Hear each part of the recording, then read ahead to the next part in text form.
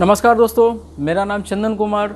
मैं फिर से आपके लिए एक नया वीडियो लेकर आया हूं करंट अफेयर्स पर। देखिए दोस्तों, मैं पहले भी कितने बार बता चुका हूं कि एक दिन में बहुत सारे करंट अफेयर्स के क्वेश्चन आते हैं, पर सभी एग्ज़ाम के लिए रिलेवेंट नहीं रहते हैं, उतने इम्पोर्टेंट नहीं होते एग्ज़ाम के लिए। तो मैंने कुछ सेलेक्टेड क्वेश्चन को लिया है फिर से। तो आइए दोस्तों, समय को वेस्ट ना करते हुए चलते हैं अपने पहले क्वेश्चन की तरफ। तो पहला क्वेश्चन है, भारत में सबसे ज़्यादा बार डाउनलोड किया गया ऐप। देखिए दोस्तों, ये क्वेश्चन है कि अभी तक जितने भी ऐप है उसमें सबसे बार ज़्यादा डाउनलोड अभी तो कौन सा ऐप किया गया, तो ये होगा टेलीग्राम। इसने व्हाट्सएप को पीछे छोड़ दिया दोस्तों। टेलीग्राम ने व्हाट्सएप को पीछे छोड़ दिया। कारण ये है दोस्तों कि आपको पता होगा कि व्हाट्सएप में प्राइवेसी के लिए अभी बहुत सारा विवाद चल रहा है। जैसे व्हाट्सएप के बारे में अब ये धारणा बन चुकी है और कंपनी ने भी बोला है कि उसके कुछ ऐसे भी पॉलिसी हैं जो आपकी प्राइवेसी को लीक करते हैं। ठीक है, उनके कुछ ऐसे भी प्राइवेसी है, जैसे आपका डाटा लीक होने का प्रबल संभावना है व्हाट्सएप में। तो कितने लोग व्हाट्सएप से क्विट कर रहे हैं। और दूसरा प्रॉब्लम ये भी है दोस्तों कि आप व्हाट्सएप में ज़्यादा से ज़्यादा लोगों को जोड़ नहीं सकते हैं, पर टेलीग्राम में ऐसा नहीं है। आप टेलीग्राम में बहुत सारे लोगों को एक साथ जोड़ सकते हैं। 2 लाख 3 लाख लोगों को एक बार में जोड़ा जा सकता है। और टेलीग्राम प्राइवेसी में बहुत ही अच्छा है ऐप है प्राइवेसी में, इसलिए सबसे ज़्यादा बार डाउनलोड किया जाने वाला ऐप बन गया है भारत में टेलीग्राम। और आपको ये भी बता दूं कि पूरे दुनिया में इसने व्हाट्सएप को पीछे छोड़ा है और भारत में भी। ठीक है दोस्तों, और ये भी इसके साथ याद रखिएगा कि भारत में सबसे ज़्यादा बार डाउनलोड किया गया है तो ये है कौन सा, टेलीग्राम। ठीक है दोस्तों, तो चलते हैं अब हमारे दूसरे क्वेश्चन की तरफ। हमारा दूसरा क्वेश्चन ये है, भारतीय रेल विश्व की पहली प्रदूषण रहित रेल बनेगी। देखिए दोस्तों, बहुत बड़ा ऐलान है रेलवे की तरफ से। रेलवे की तरफ से ये ऐलान है कि 2030 तक वो पूरा प्रदूषण मुक्त हो जाएगी। ठीक है दोस्तों, अब ये कहानी क्या है इसको अच्छे से और जानते हैं। तो देखिए दोस्तों, आपको भी पता होगा कि अभी रेलवे डीजल से भी चलते हैं और इलेक्ट्रिसिटी से भी चलते हैं। तो रेलवे ने ऐलान किया है कि 2023 तक डीजल से चलने वाले सभी इंजनों को हटाकर रिप्लेस किया जाएगा। और किसके साथ रिप्लेस किया जाएगा? इलेक्ट्रिक रेल इंजनों के साथ। तो आपको इसके साथ एक और बता देता हूँ, तो याद रखिएगा 2023 में इंडियन रेलवे रिप्लेस करेगी डीजल इंजनों को। ठीक है दोस्तों, और 2030 तक पूरा कार्बन इमिशन को ख़त्म कर देगा रेलवे। इसीलिए अभी क्या हो रहा है, ज़ोर शोर से काम चल रहा है। जैसे आप जानते होंगे मथुरा एक आपका ये रेलवे का इंजन बनाने का साइट है, उसमें डीजल इंजन बनाए जाते थे। अब उसको चेंज करके अब उस कारखाने को अब किस में बदल दिया गया है? लोकोमोटिव में। मतलब कि अब वहाँ से इलेक्ट्रिक से चलने वाली इंजनों को अब बनाया जाएगा। ठीक है दोस्तों, तो याद रखिएगा, भारतीय रेल विश्व की पहली प्रदूषण रेल बनेगी 2030। ये इंडिया का जो इंडियन रेलवे है वो पूरे वर्ल्ड में नंबर 1 बन जाएगी, क्योंकि अभी तक ऐसा प्रोग्राम किसी और देश के पास नहीं है। ठीक है दोस्तों, तो याद रखिएगा 2030 और 2023 तक डीजल इंजन को ख़त्म। और तीसरा चलते हैं, इनोवेशन इंडेक्स में कौन सा देश शीर्ष स्थान पर है? तो ये इनोवेशन क्या है? तो इनोवेशन आपको बता देता हूँ। इनोवेशन मतलब एक साल में कितनी खोज हुई। ठीक है दोस्तों, ये रैंकिंग निकलता है। ठीक है दोस्तों, कि कितने खोज हुए, कौन से कंट्री ने कितने नए नए चीज़ों को खोजा, इनोवेशन किया। ठीक है, आपको भी पता होगा जो कंट्री जितना इनोवेशन करता है उसका डेवलपमेंट का ग्रोथ उतना ही तेज़ी से बढ़ता चला जाता है। तो याद रखिएगा, इस बार जो टॉप किया है वो है साउथ कोरिया। ठीक है दोस्तों, एक बात और आपको बता देता हूँ, इस बार जब से कोरोना आया है तब से क्या हुआ, इनोवेशन का जो इस दर था जो बढ़ रहा था वो घट गया।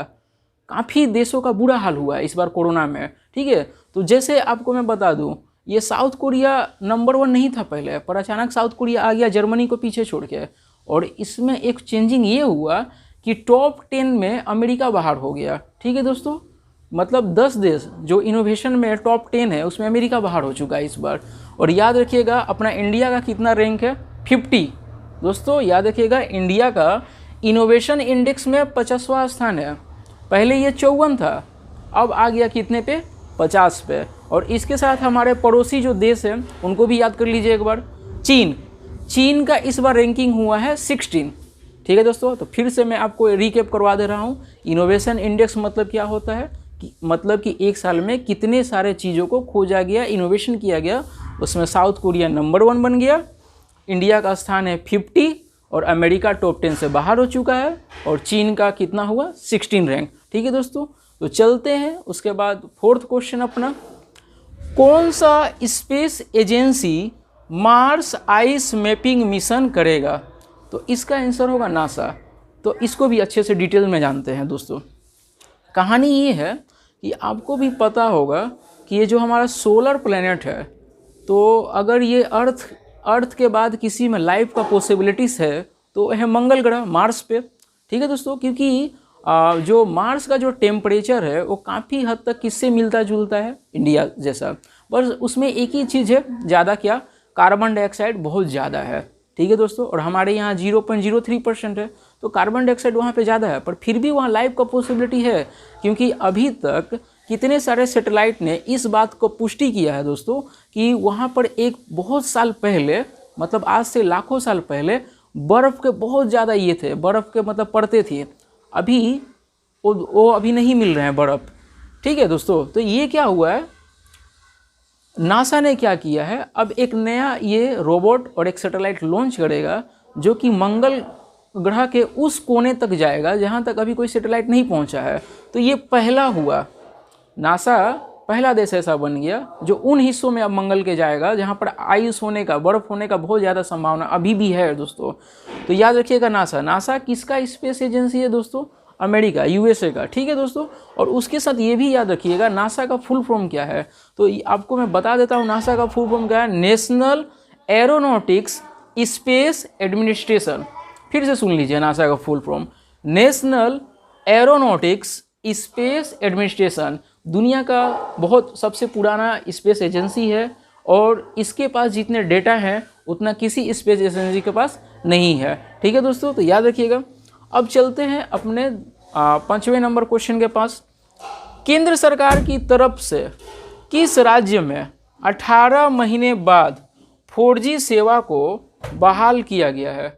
देखिए दोस्तों, ये बहुत बड़ा अपडेट है अभी तक का। अपडेट क्या है कि जम्मू कश्मीर इसका आंसर होगा। जम्मू कश्मीर में जब जम्मू कश्मीर पुनर्गठन बिल लाया गया था 31 अक्टूबर 2019 को, तो क्या फिर हुआ, तो फिर वहाँ पे 4G को 3G को सस्पेंड कर दिया गया था। क्यों?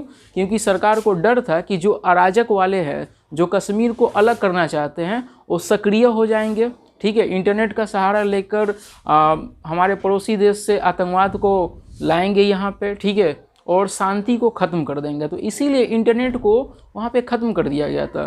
पर हमारे ऑनरेबल सुप्रीम कोर्ट का ऑर्डर था कि फिर से वहाँ पर इंटरनेट दिया जाए, क्योंकि इंटरनेट भी हमारा फंडामेंटल राइट हो चुका है। आप लोगों को पता होना चाहिए कि इंटरनेट पाना भी एक फंडामेंटल राइट हो चुका है, जो कि आर्टिकल 21 में है।